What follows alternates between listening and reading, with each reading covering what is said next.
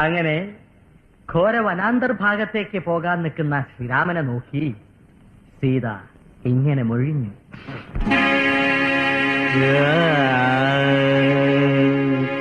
രാമ ശ്രീരാമ കൂടെ വരുന്നു ഞാൻ, നീ പോവും വഴിയെല്ലാം ഈ സീത വരും കൂടെ. രാമ ശ്രീരാമ കൂടെ വരുന്നു ഞാൻ, നീ പോവും വഴിയെല്ലാം ഈ സീത വരും കൂടെ.